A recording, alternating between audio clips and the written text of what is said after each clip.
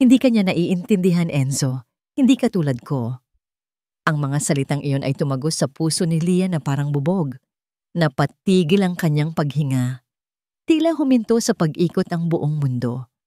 Ang marangyang banyo ng hotel na may gintong gripo at marmol na sahig ay biglang naging isang malamig at nakakakilabot na lugar. Ang tanging naririnig niya ay ang malakas na kabog ng sarili niyang dibdib. Boses iyon ni Ava. Si Ava, ang marketing director ng kumpanya ni Enzo. Si Ava, na palaging nakangiti sa kanya, na tumatawag sa kanyang Ma'am Leah nang may kasamang matamis na paggalang. Isang kamay ni Leah ang agad na napahawak sa kanyang umbok na tiyan na parabang pinoprotektahan ang kanyang hindi pa isinisilang na anak mula sa kasinungalingang kanyang narinig. Alam ko ang mga sakripisyo mo. Pagpapatuloy ng boses ni Ava mula sa kabilang pader. Ako lang ang nakakakita kung gaano kapagod. Samantalang siya, anong alam niya? She gave up her career.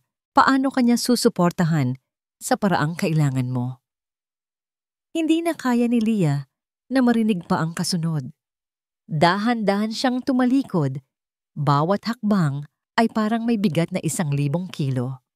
Sumulyap siya sa salamin. Ang babaeng nakatingin pabalik sa kanya ay nakasuot ng isang mamahaling evening gown. Ang kanyang buhok ay perpektong nakaayos at ang kanyang leeg ay napapalamutian ng kumikinang na mga diamante. Isang perpektong asawa para sa isang perpektong CEO. Isang perpektong kasinungalingan. Huminga siya ng malalim. Pinilit na pakalmahin ang nanginginig niyang mga kamay. Inayos niya ang kanyang damit. Pinunasan ng isang butil ng pawis sa kanyang noo. At pinilit ang isang ngiti sa kanyang mga labi. Lumabas siya ng banyo na parang walang nangyari. Ang ballroom ay puno ng tawanan at mahinang tugtugin ng isang string quartet. Ang mga mayayamang bisita, mga kasosyo sa negosyo, at mga kilalang personalidad ng Maynila ay nagkalat, hawak ang kanilang mga baso ng champagne. Sa gitna ng lahat ng ito, nakatayo ang kanyang asawa, si Enzo Herrera, gwapo, matikas, at puno ng karisma, ang golden boy ng Herrera Industries. Ngumiti si Enzo nang makita siyang papalapit. Ngunit ngayon, nakikita na ni Leah ang hindi niya nakita noon. Ang nangiti ay hindi umabot sa mga mata nito. Malamig, kalkulado. "There you are, my love," sabi ni Enzo. Ipinulupot ang isang braso sa kanyang baywang. "I want you to meet Mr. Tan, isa sa mga bago nating investor." "It's an honor to finally meet you, Mrs. Herrera," sabi ng matandang lalaki. "Your husband never stops talking about his beautiful wife." Pinilit ni Leah ang pinakamatamis niyang nangiti. "Kamusta na po, sir? He's very kind." Isang palamuti. Iyon lang ba ako sa kanya?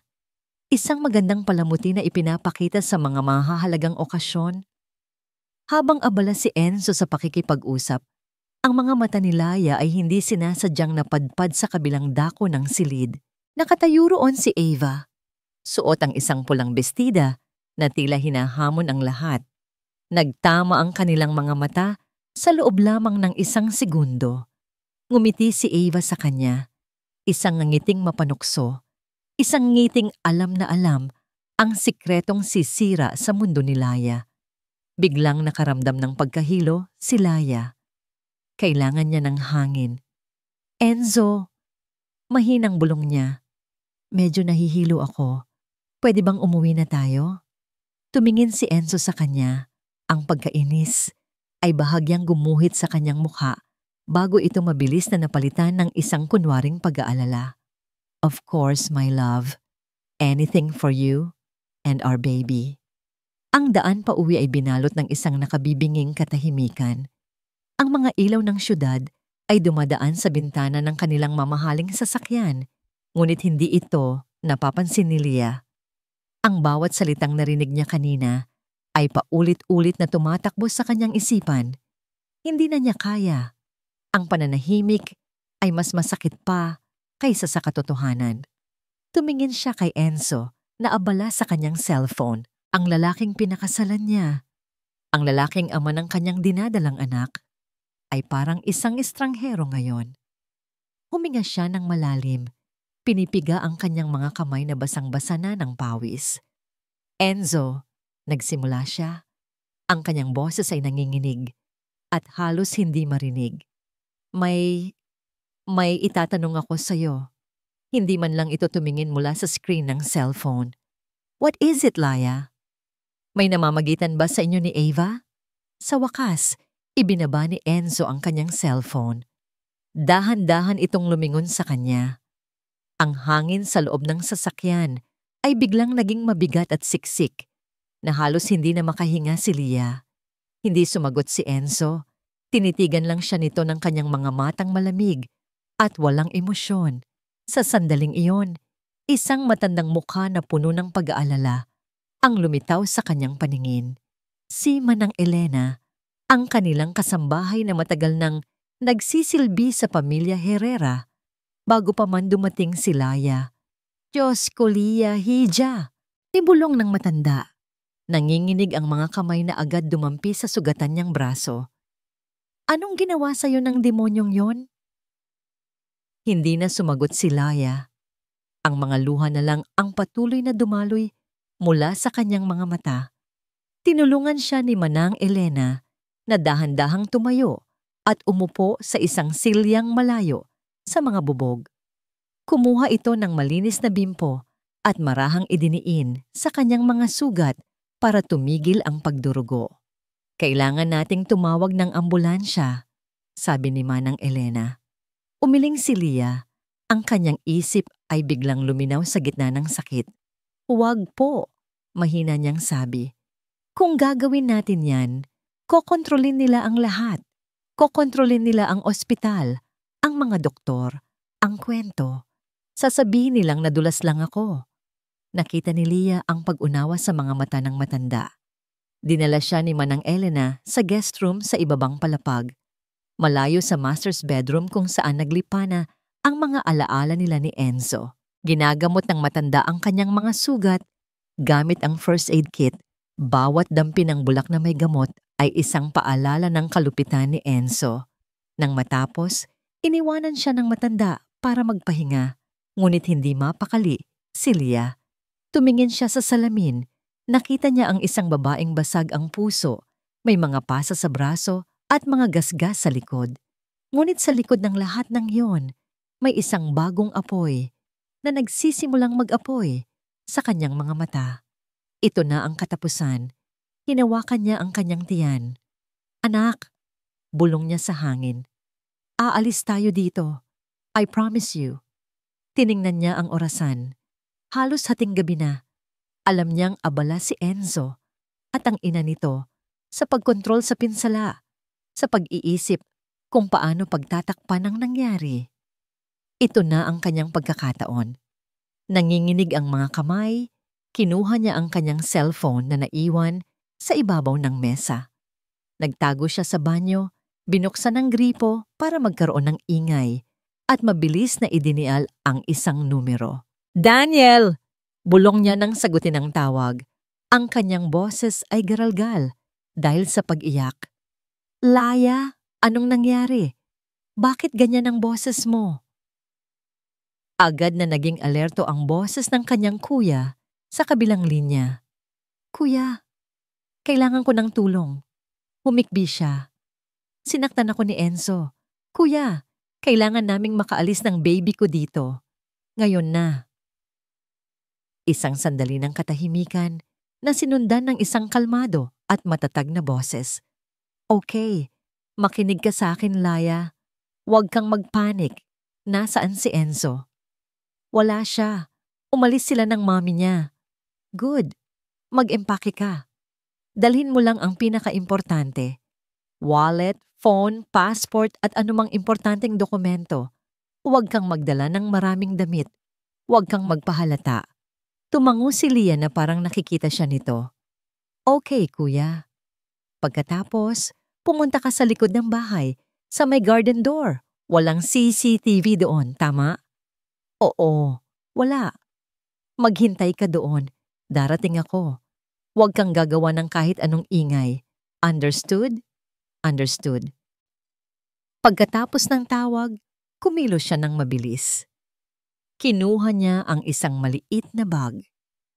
Hindi damit ang una niyang inilagay, kundi ang maliit na sobre kung saan nakalagay ang mga litrato mula sa kanyang huling ultrasound. Ang patunay ng buhay na lumalaki sa loob niya. Isinunod niya ang kanyang wallet at ilang papeles. Paglabas niya ng kwarto, nagulat siya nang makita si Manang Elena na nag-aabang sa labas, may hawak na isang maliit na paper bag. "Hija, alam kong aalis ka," mahinang sabi ng matanda. Inabot nito ang bag. "May lamang tubig at biskwit yan, at konting pera. Hindi yan malaki, pero sana makatulong." Niyakap ni Leah ang matanda. "Salamat po, Manang. Maraming salamat po sa lahat. Mag-iingat ka, Hija," sabi ni Manang Elena. Pinipigilan ang sariling mga luha. "Huwag kang mag-alala sa mga gwardiya sa gate. Ako na ang bahala. Sasabihin kong masama ang pakiramdam ko at magpapatimpla ako ng mainit na kape." Dahan-dahan, halos hindi humihinga, naglakad si Leah patungo sa likurang bahagi ng bahay. Bawat anino ay tila isang halimaw. Bawat tunog ng hangin ay parang mga yabag ni Enzo na papalapit. Narating niya ang garden door. Dahan-dahan niyang pinihit ang seradura. Bumukas ito ng walang ingay. Isang hakbang na lang at malaya na siya. Ngunit pagsilip niya sa dilim ng hardin, dalawang nakakasilaw na ilaw ang biglang sumalubong sa kanya. Isang sasakyan ang huminto sa may likurang gate. Nanigas si Leah sa kanyang kinatatayuan. Ang kanyang puso ay tila tumigil sa pagtibok. Si Daniel na ba yun? O si Enzo na bumalik para tapusin ang sinimulan nito? Ang banta ng abogado ng mga Herrera ay hindi lang nanatiling banta. Kinabukasan, nagsimula ang walang tigil na pag-atake. Nagising si Leah sa tunog ng walang tigil na pag-vibrate ng cellphone ni Daniel. Sunod-sunod ang mga tawag mula sa mga numerong hindi nila kilala. Nang buksan ni Daniel ang internet, agad nilang nalaman ang dahilan. Isang kilalang online tabloid ang naglabas ng isang artikulo na may malaking pamagat. "Herrera heiress, may mental history?" Asawa ni CEO Enzo Herrera, di umano'y nagkaroon ng nervous breakdown. Nanginginig na binasa ni Leah ang nilalaman. Ang artikulo na sumipi sa mga source na malapit sa pamilya ay nagsasabing si Leah ay may kasaysayan ng emotional instability at jealous outbursts noon pa man. Pinalabas nito na ang kanyang pag-alis ay isang resulta ng paranoid delusions na dulot ng kanyang pagbubuntis. Hindi totoo to. Bulong ni Leah. Ang kanyang mga mata ay nanlalabo dahil sa mga luha. Saan nila nakuha ang mga kasinungalingang ito? Ginawa nila, Leah. Gawa-gawa lang nila. Sabi ni Daniel, ang kanyang panga ay mariing nakakuyom sa galit. Ito ang ginagawa ng pera at kapangyarihan. Kayang-kaya nilang bumili ng katotohanan. Ang atake ay hindi tumigil doon. Sa isang sikat na morning talk show, in-interview ang isang babae na ipinakilala bilang dating malapit na kaibigan ni Leah mula sa kolehiyo. Si Carla. Naalala ni Leah si Carla. Isa siya sa mga unang taong tinalikuran niya nang hilingin ni Enzo na iwasan niya ang mga hindi ka-level na kaibigan. "Leah has always been a little dramatic," sabi ni Carla sa camera. Ang kanyang muka ay puno ng pekeng pag-aalala. "Mahilig siya sa atensyon. I'm not surprised this is happening. I just hope she gets the help she needs for the baby's sake." Parang sinaksak si Leah sa likod. Ang bawat salita ay isang ganting pala para sa kanyang pagtalikod noon. Naramdaman niya ang paghihigpit ng mga pader sa paligid niya. Ginagawa siyang isang kontrabida sa sarili niyang kwento, isang baliw na asawa laban sa isang santo at mapagkalingang asawa.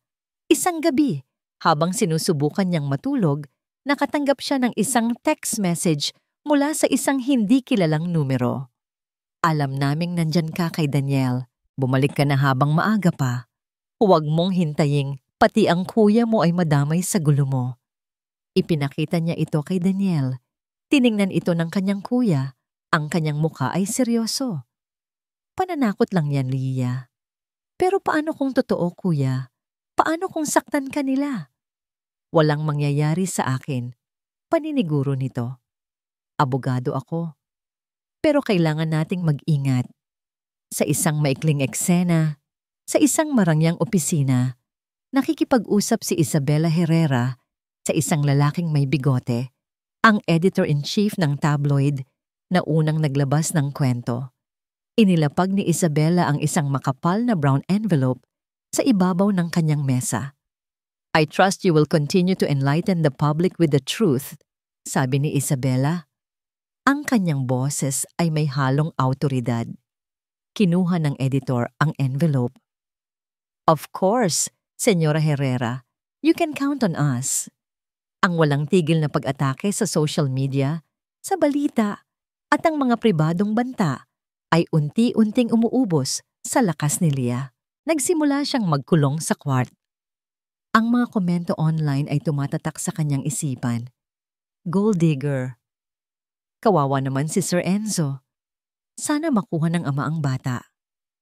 Isang gabi, habang nakatingin sa salamin, pinagmasdan niya ang kanyang sariling refleksyon. Ang kanyang mga mata ay pagod. Ang kanyang mukha ay namumutla. Ang babaeng nakatingin pabalik ay hindi na niya kilala. Baliw na ba talaga ako? Tanong niya sa sarili. Ang kanyang boses ay isang mahinang bulong. Baka tama sila. Baka siya nga ang may problema. Baka ang lahat ng ito ay isang masamang panaginip lamang. Pumasok si Daniel sa kwarto at nakita ang kanyang kapatid na umiiyak ng tahimik.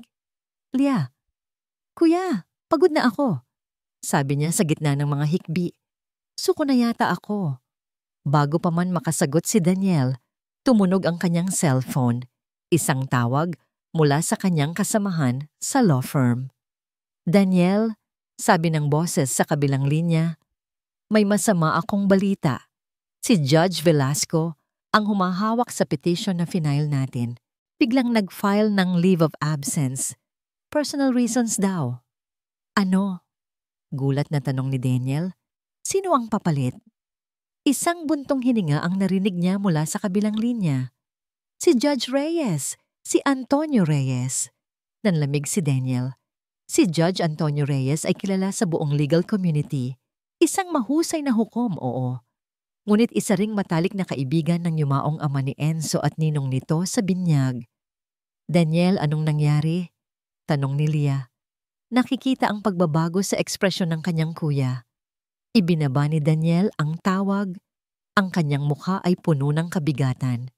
"Laya, they're one step ahead of us. They got to the judge." "Wala na, kuya. Talo na tayo," sabi ni Laya. Ang boses niya ay walang buhay. Nakaupo siya sa gilid ng kama. Ang balita tungkol sa bagong hukom ay tila ang huling pako sa kanyang kabaong. Paano tayo lalaban sa kanila? Nasa kanila ang lahat. Umupo si Daniel sa tabi niya. Hinawakan nito ang kanyang mga kamay na malamig na parang yelo. "Makinig ka, Leah." Seryosong sabi nito. Hinaharap siya para magkatinginan sila. Kung mananahimik tayo, panalo na sila. Kung magtatago tayo sa dilim, mas madali para sa kanilang sabihin sa buong mundo na baliw ka. Iyon mismo ang gusto nilang mangyari. Huminga ito ng malalim. Mayroon tayong isang bagay na wala sila. Isang bagay na hindi nila kayang bilhin o kontrolin. "Ano yon?" Mahinang tanong ni Laya. "Ang katotohanan," mariing sabi ni Daniel. "Ang katotohanan ang pinakamalakas nating sandata. At oras na para marinig ito ng lahat. Mula mismo sa'yo." Kinabukasan, sa tulong ng isang kasamahan, sa law firm na may malawak na koneksyon, nakipag-ugnayan si Daniel sa isang tao lamang, si Jessica Soto, isang premyadong broadcast journalist na kilala sa kanyang integridad at tapang sa pagharap sa mga makapangyarihan. Pumayag si Jessica sa isang eksklusibong panayam. Ang interview ay ginanap sa loob mismo ng apartment ni Daniel para sa seguridad ni Leah. Dumating si Jessica, kasama lamang ang isang cameraman. Walang ingay, walang gulo. Habang inaayos ang mga ilaw at kamera, ang puso ni Leah ay kumakarera. Gusto niyang tumakbo at magtago. Paano niya haharapin ang buong mundo? Paano kung hindi sila maniwala? Handa ka na? Tanong ni Jessica. Ang kanyang boses ay mahinahon, ngunit may bigat. Huminga ng malalim si Leah at tumingin kay Daniel na nakatayo sa likod ng kamera. Nagbibigay sa kanya ng isang tango ng suporta. Hinawakan niya ang kanyang tiyan. Humugot ng lakas mula sa maliit na buhay sa loob niya. Tumango siya. Handa na po ako. Nagsimula ang interview. Sa simula, nanginginig ang boses ni Leah habang sinasagot ang mga unang tanong. Ngunit habang isinasalaysay niya ang mga pangyayari sa gabing iyon, ang mga salita ni Ava, ang malamig na katahimikan ni Enzo, ang marahas na pagtulak, ang takot sa kanyang boses ay unti-unting napalitan ng determinasyon. Sinasabi ng kampo ng iyong asawa na ikaw ay emotionally unstable, sabi ni Jessica, na ang iyong mga sugat ay sanhi ng iyong sarili sa isang episode.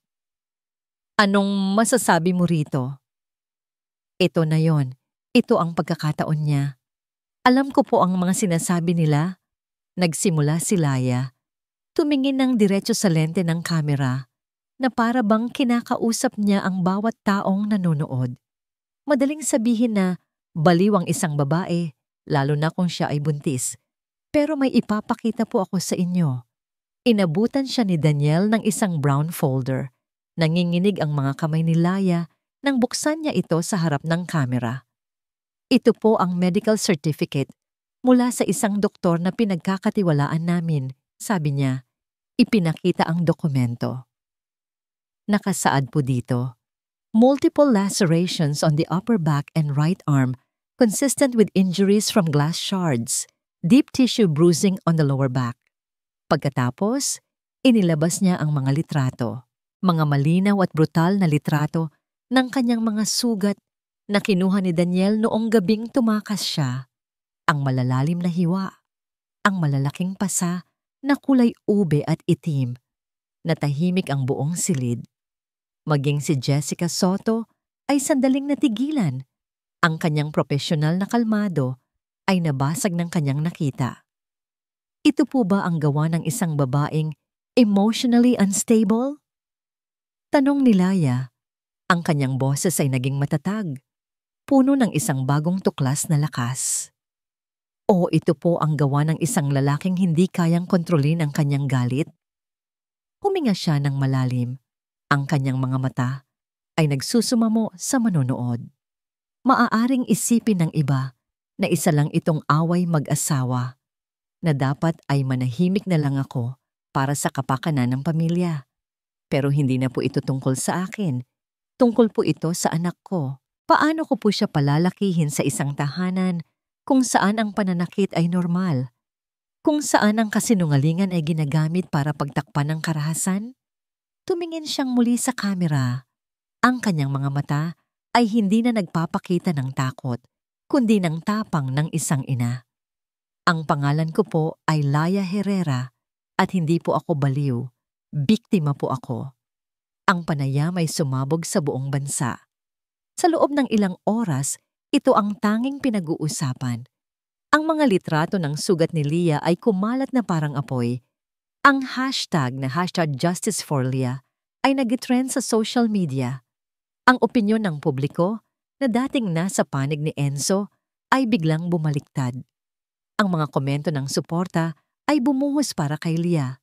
Mga mensahe mula sa mga kapwa babae, mga ina, at maging sa mga lalaking kinukondena ang karahasan. Sa unang pagkakataon, nakaramdam si Leah ng pag-asa. Tila ang bigat sa kanyang dibdib ay bahagyang gumaan. Ngunit ang pamilya Herrera ay hindi basta-basta sumusuko. Kinagabihan, habang pinapanood ni Leah at Daniel ang pagbuhos ng suporta online, isang bagong video ang biglang lumitaw. Ito ay isang self-shot video ni Enzo Herrera na nakapost sa kanyang social media account. Ang itsura ni Enzo ay magulo. Ang kanyang buhok ay hindi maayos. Ang kanyang mga mata ay namumula at tila kagagaling lang sa pag-iyak. Nakaupo siya sa dilim. Ang tanging ilaw ay mula sa bintana. Hindi ko alam kung paano magsisimula. Sabi niya, ang kanyang boses ay basag at puno ng pagsisisi. Nakita ko ang interview ni Lia at dinurog nito ang puso ko. Isang butil ng luha ang pumatak mula sa kanyang mata. Oo, nag-away kami. Oo, nasaktan siya. Pag-amin ni Stignia na ikinagulat ng lahat. Pero hindi sa paraang iniisip ninyo. Nagkaroon siya ng isang episode. Naging maraha siya. Hindi sa akin, kundi sa sarili niya. Sinubukan niyang saktan ang sarili niya. Ang pagtulak ko sa kanya, iyon ay isang pagtatangka. Napigilan siya. Hindi ko sinasadya na bumagsak siya sa cabinet. Diyos ang nakakaalam kung gaano ko pinagsisisihan ang nangyari. Tumingin siya ng diretso sa kamera. Ang kanyang mukha ay puno ng pighati. Mahal na mahal ko ang asawa ko. At natatakot ako para sa kanya. Lia, mahal, kung nanonood ka, umuwi ka na. Magpatingin tayo sa doktor. Magpapagamot tayo. Gagawin ko ang lahat para maging maayos tayo. Naging viral ang video. At muli, nahati ang opinyon ng publiko. Pinanood ni Ava ang video ni Enzo sa 10 beses. Isang ngiti ng tagumpay ang nakapinta sa kanyang mga labi. Perpekto. Isang obra maestra ng manipulasyon. Ang luhang iyon, ang basag na boses. Kahit siya ay halos maniwala. Siya ang nagbigay ng ideya kay Enzo na aminin ang pagtulak pero baluktutin ang kwento. At ginawa nito iyon nang walang kapintasan. Pakiramdam ni Ava ay nasa ituktok siya ng mundo.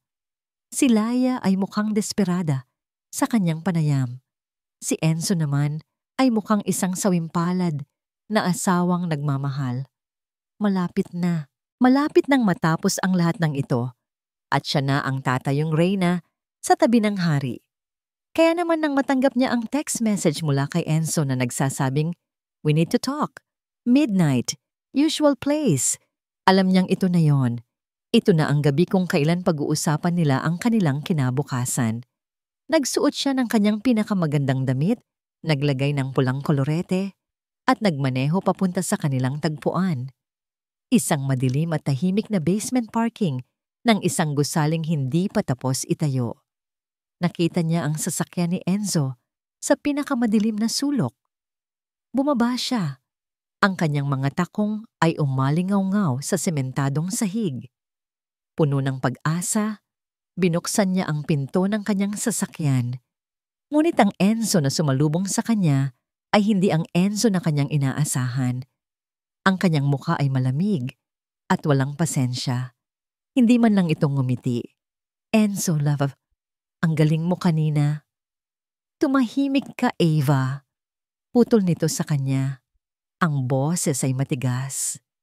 Natigilan si Ava. Anong problema? May inihagis si Enzo sa dashboard. Isang makapal na envelope. "Kunin mo yan. At tapos na tayo." Napakurap si Ava. Hindi maintindihan ang nangyayari. "Ano? Anong ibig mong sabihin? Anong tatapos na tayo?" "Exactly what it sounds like," sabi ni Enzo. Hindi man lang siya tinitingnan sa mata.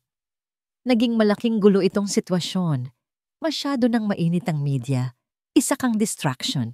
Isang liability na hindi ko kailangan ngayon. Ang bawat salita ay parang isang suntok sa sikmura ni Ava. Liability? Distraction? Enzo, ako ang tumulong sa'yo. Ako ang kasama mo. Sa wakas, lumingon ito sa kanya. Ang kanyang mga mata ay walang emosyon na para bang nakikipag-usap lang ito sa isang empleyado. "At nagpapasalamat ako sa serbisyo mo. That's your severance pay. Higit pa yan sa sapat para manahimik ka na lang. Serbisyo. Severance pay. Sa sandaling iyon, gumuho ang mundo ni Iva, ang lahat ng pangarap niya na maging susunod na Mrs. Herrera. Ang lahat ng paniniwala niya na espesyal siya, na siya ang tunay na minamahal ni Enzo. Lahat ay naglaho. Naintindihan niya. Hindi siya minahal ni Enzo. Ginamit lang siya. Isa siyang laruan. Isang pansamantalang aliw na ngayon ay itatapon na dahil nagdudulot na ng abala. Isang mainit na luha ang pumatak sa kanyang pisngi. Pagkatapos ng lahat, "This is goodbye, Ava," sabi ni Enzo. Lumabas ito ng sasakyan at naglakad pabalik sa sarili nito. Iniwan siyang nakatanga roon, kasama ang isang envelope na puno ng pera na nagsisilbing insulto sa kanyang pagkatao. Sa loob ng isang oras, nanatili si Ava sa kanyang sasakyan, nakatingin sa kawalan. Ang pagkabigo ay dahan-dahang naging pighati, at ang pighati ay dahan-dahang naging isang nag-aapoy na galit. Pinaandar niya ang sasakyan. Ang kanyang mga kamay ay mahigpit na nakakuyom sa manibela. Pagdating sa kanyang marangyang condo unit, hindi siya sumigaw o nagbasag ng gamit. Ang kanyang galit ay mas malamig, mas kalkulado. Binuksan niya ang kanyang laptop. Mayroon siyang sikretong folder doon.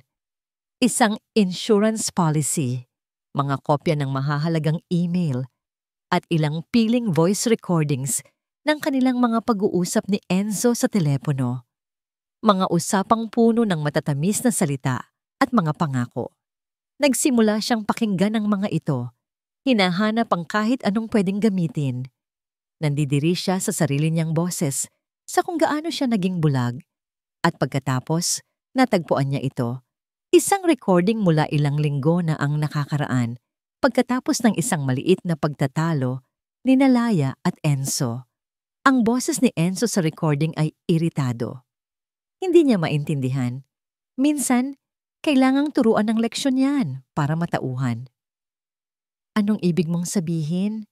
tanong ng boses ni Ava sa recording. "Babae lang yan, Ava," sagot ni Enzo. Ang kanyang boses ay may halong pagmamaliit. Dapat alam niya kung saan siya lulugar.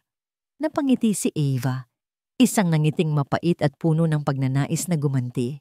Hindi ito direktang pag-amin sa nangyari noong gabi ng gala, pero ito ay isang malinaw na patunay ng kanyang pag-iisip. Isang patunay ng kanyang pagtingin sa mga babae. Isang patunay na may kakayahan siyang manakit. Kinuha niya ang isang lumang telepono na hindi na niya ginagamit. Bumili siya ng bagong SIM card kanina lang para sa isang layunin. Isinaksak niya ito sa telepono. Binuksan niya ang contact list at hinanap ang numero ni Daniel Reyes na nakuha niya mula sa isang source sa loob ng kumpanya. Nanginginig sa galit, nag-type siya ng isang maikling mensahe. "May hawak akong makakasira kay Enzo Herrera. Magkita tayo." Isang pamilyar at aroganteng boses ang umalingaw-ngaw mula sa speaker ng telepono. "Kailangang turuan ng leksyon." Boses ni Enzo. Ilang segundo lang iyon, isang putol na pangungusap, ngunit para itong isang kulog na yumanig sa nanlulumong mundo ni Nalaya at Daniel. Napatingin si Lia sa cellphone. Ang mga luhang dumadaloy sa kanyang pisngi ay biglang natigil. "Kuya." "Ito na yon, Lia," sabi ni Daniel. Ang kanyang mga mata ay biglang nag-alab. Ang pagkatalo sa kanyang muka ay napalitan ng isang mapanganib na determinasyon. "Huwag kang susuko. Hindi pa tapos ang laban." Ang araw ng paglilitis ay dumating na parang isang nakakakilabot na panaginip. Pagbaba pa lang ni Nalaya at Daniel mula sa sasakyan, sinalubong na sila ng isang pader ng mga mamamahayag. Ang mga flash ng kamera ay nakakasilaw. Ang mga tanong ay parang mga batong ibinabato sa kanila. "Mrs. Herrera, totoo po bang may mental history kayo?" Sino po ang nagsasabi ng totoo? Yinakap ni Daniel ang kanyang kapatid. Nagsisilbing panangga habang tinatahak nila ang daan papasok sa korte. Sa loob, ang hangin ay mas mabigat pa. Nakita ni Lia si Enzo at ang ina nito na nakaupo sa kabilang panig. Si Enzo ay nakasuot ng isang mamahaling suit. Ang kanyang mukha ay nagpapahayag ng isang kalmado at malungkot na kabanalan. Si Isabela naman ay nakaupo ng tuwid. Ang kanyang anyo ay puno ng kapangyarihan, isang reyna sa kanyang trono. Nagsimula ang pagdinig. At gaya ng inaasahan, ito ay isang masaker. Ang abogado ng mga Herrera, si Attorney De Luca, ay isang bihasang demonyo sa korte. Gamit ang pekeng medical record at ang pagkawala ni Manang Elena, walang awa niyang ginisa si Leah sa witness stand. Mrs. Herrera, hindi ba totoo na madalas kayong magkaroon ng jealous fits kahit noong kayo ay magkasintahan pa lamang? Hindi po totoo yan. Hindi ba't tibet totoo na minsan mo nang binantaan ang iyong sarili na sasaktan kung hindi ka susundin ni Mr. Herrera? Kasi sagutin mo lang ang tanong Mrs. Herrera, oo o hindi. Ang bawat tanong ay isang patibong. Bawat sagot ni Laya ay binabaluktot. Pinalabas siyang isang asawang selosa, sinungaling, at wala sa katinuan. Naramdaman ni Laya ang tingin ng lahat ng tao sa korte, ang kanilang paghuhusga. Naramdaman niya ang pagkapahiya. Tumingin siya sa direksyon ni na Enzo. Nakita niyang nagpalitan ng isang tinging nagtatagumpay si Enzo at ang ina nito, si Isabela ay megtasisi, isang maliit, halos hindi mahahalata, nangiti sa kanyang mga labi. Ang namang ngiti ng isang taong alam na nanalo na. Sa kabila ng lahat, sa gitna ng kahihiyan, pinilit ni Leah na itaas ang kanyang ulo. Tumingin siya ng diretso sa hukom, ang kaibigan ng pamilya Herrera. Alam ko po ang totoo, sabi ni Leah. Ang kanyang boses ay mahina, ngunit matatag. At alam din po yan ng Diyos. Pagkatapos ng kanyang testimonya, nagdeklara ng recess ang hukom. Bumalik si Leah sa kanyang upuan. Ang kanyang katawan ay nanginginig. Pakiramdam niya ay nabigo niya ang lahat. Ang kanyang kuya, ang kanyang sarili, at ang kanyang anak. Kuya, wala na. Bulong niya, ang kanyang mga mata ay muling pinupuno ng luha. Umiling si Daniel. Hinawakan niya ang balikat ni Leah. Ang kanyang mukha ay seryoso at kalmado na nakakatakot. Ngayon na o hindi na kailanman, sabi ni Daniel, magtiwala ka sa akin. Pagbalik ng lahat mula sa recess, ang hangin sa korte ay mas mabigat pa kaysa kanina. Ang lahat ay umaasang idedeklara na lang ng hukom na tapos na ang kaso. Ang tagumpay ng mga Herrera ay tila sigurado na.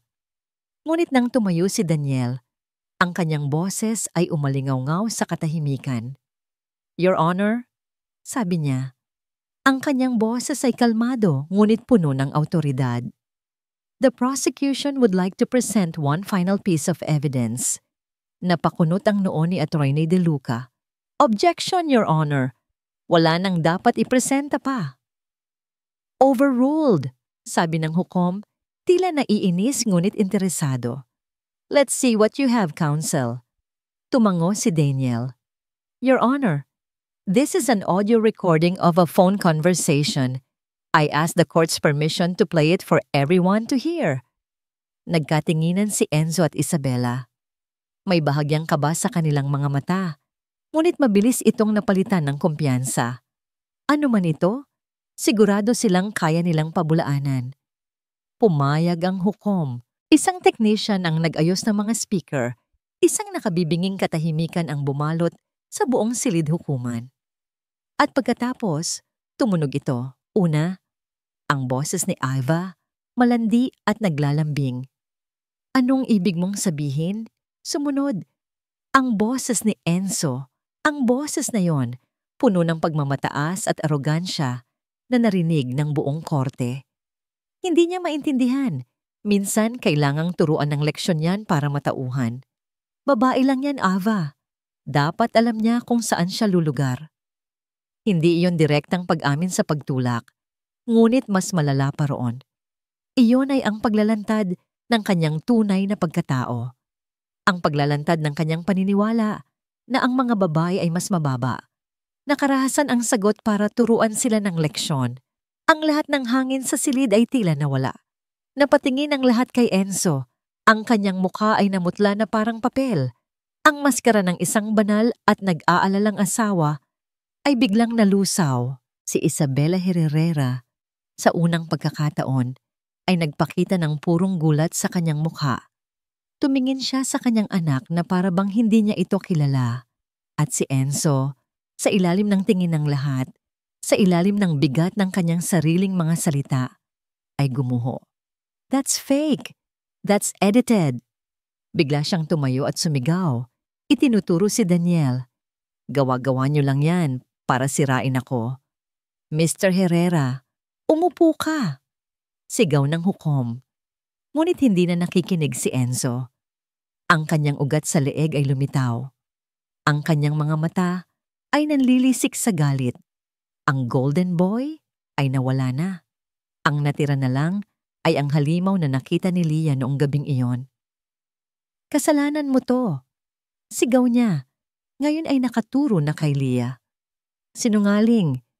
Pera ko lang ang habol mo. You ruined my life. Ang kanyang marahas na pagsabog, ang kanyang hindi makontrol na galit, ay mas malakas na ebidensya kaysa sa anumang audio recording. Sa harap ng hukom, ng media at ng buong mundo, ipinakita niya ang kanyang tunay na mukha. Security! Security, escort Mr. Herrera out! Malakas na utos ng hukom. Ang kanyang mukha ay puno ng galit at pagkadismaya. Habang kinakaladkad ng mga gwardiya si Enzo palabas, patuloy itong nagsisigaw at nagmumura. Sa gitna ng kaguluhan, isang sandali ng katahimikan ang namagitan kina Leah at Enzo.